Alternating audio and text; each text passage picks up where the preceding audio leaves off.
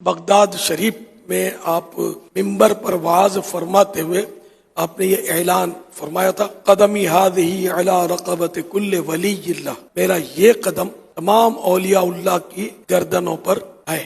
سب سے پہلے حضرت علی بن حیتی رحمت اللہ علیہ سب سے پہلے خلیفہ بھی ہیں غوث پاک کے، یہی سب سے پہلے آگے بڑھے اور قدم مبارک تھام کر اپنی گردن پہ لیا تھا۔ پھر یہ دیگر اولیاء کرام نے بھی باری باری ایسا کیا۔ ان دنوں حضرت خواجہ غریب نواز معین الدین چشتی اجمیری رحمت اللہ علیہ خراسان کی پہاڑیوں میں عبادت فرماتے تھے، یہ بھی بیان سنتے تھے غوث پاک کا۔ انہوں نے یہ سن کر غوث پاک کے جناب میں عرض کیا، بل عینی وعلی رأسی، کہ آپ کا مبارک قدم میری گردن ہی پر کیوں بلکہ میری آنکھوں پر، میرے سر پر۔ اولیاء کرام پھلدار شاخیں ہوتی ہیں، جو شاخ پھلدار ہوتی ہے وہ جھکی رہتی ہے، جس میں پھل نہیں ہے تو اکڑتی ہے۔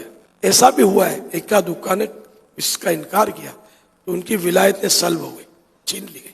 اس طرح کے ان کے اور بھی نہیں، پہلے سے پیشن گوئیاں تھیں کہ یہ برسر ممبر اس طرح ممبر پر کھڑے اور اعلان کریں گے بغداد میں اولیاء کرام کے شہنشاہ بادشاہ سلطان الاولیاء۔ اچھا، غوث پاک کا بیان ریلے بھی ہوتا تھا، نہ اس وقت کوئی چینل کی ٹیکنالوجی تھی، نہ کوئی ٹیلی فون کے ذریعے کوئی ریلے کا سسٹم ہوتا تھا، لیکن روحانی سسٹم کے ذریعے غوث پاک کا بیان ریلے ہوتا تھا۔ اولیاء کرام اپنی خانقاہوں میں بیٹھ کر مریدوں کے ساتھ سنتے، تو کہیں پہاڑ میں غار میں عبادت کر رہے ہیں تو وہاں سنتے، ذرا ولیات بھی سنتی تھی۔ 70,000 70,000 کا لکھا ہے، اتنے بڑا اجتماع ہوتا تھا، اور مائک سسٹم بھی نہیں ہوتا تھا ان دنوں، لاؤڈ اسپیکر نہیں ہوتا تھا، لیکن جو سامنے بیٹھا ہے صاف آواز سن رہا ہے، وہی سب سے آخر میں بیٹھا ہوا بھی صاف آواز سن لیتا تھا۔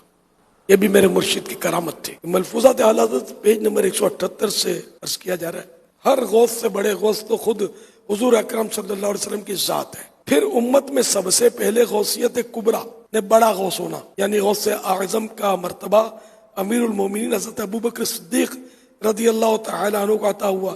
ان کے بعد امیر المومنین فاروق اعظم رضی اللہ عنہ کو یہ مرتبہ عنایت ہوا۔ پھر امیر المومنین حضرت عثمان غنی رضی اللہ عنہ کو یہ مرتبہ ملا، پھر مولا علی رضی اللہ عنہ کو، اور پھر حضرت امام حسن مجتبی نواسہ رسول رضی اللہ عنہ سے درجہ بدرجہ امام حسن عسکری رضی اللہ عنہ تک یہ سب حضرات مستقل غوث یعنی قطب اکبر و غوث اعظم ہوئے۔